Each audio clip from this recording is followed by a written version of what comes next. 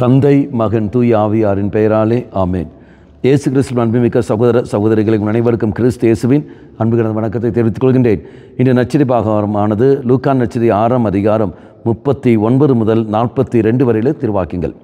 குறிப்பாக 39வது வாக்கியம். மேலும் இயேசு அவர்களுக்கு உவமையாக கூறியது, பார்வையற்ற ஒருவர் பார்வையற்ற வேறொருக்கு வழிகாட்ட இயலுமா? இருவரும் குழியில் வீழ்வார் அல்லவா?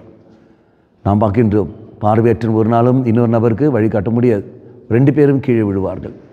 குடும்பத்தில் இருக்கிற நீயும் நானும் மற்றவர்களுக்கு வழிகாட்டியாக இருக்க வேண்டியவர்கள். அப்படி என்றால் முதியவர்களாக இருக்கிற நீயும் நானும் மற்றவர்களுக்கு வழிகாட்டியாக இருக்க வேண்டியவர்கள். மற்றவர்கள் வழிகாட்டியாக இருக்கிற நீங்களும் நானும் பாவம் செய்கிறோம் என்றால் எப்படி இருக்க முடியும்?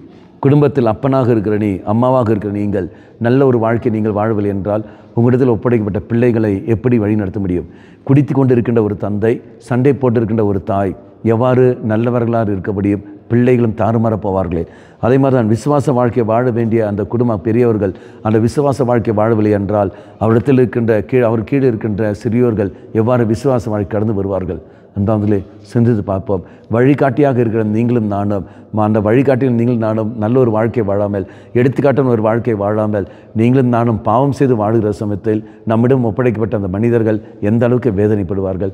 இறைபாத்தில் விட்டு கொடுத்து கொண்டு நல்ல ஒரு வாழ்க்கை வாழ்வதற்கு நாம் முயற்சி எடுப்போம். ஆண்டவரே, நான் முதலில் நல்ல ஒரு வாழ்க்கை வாழ எனக்கு சக்தியை தந்துள்ளோம். இதோ நான் பாவம் செய்வதை நான் நிறுத்த வேண்டும், தவறு செய்வதை நான் நிறுத்தி கொண்டு அடுத்த நபருக்கு வழிகாட்டியாக இருக்கிற நான் நல்ல ஒரு வழிகாட்டியாக உண்மையில ஒரு வழிகாட்டி இருக்க நீரை துணை புரியும் என்று சொல்லிக்கொண்டு மன்றாடுவோம். கண்களை மூடிக்கொள்ளுங்கள்.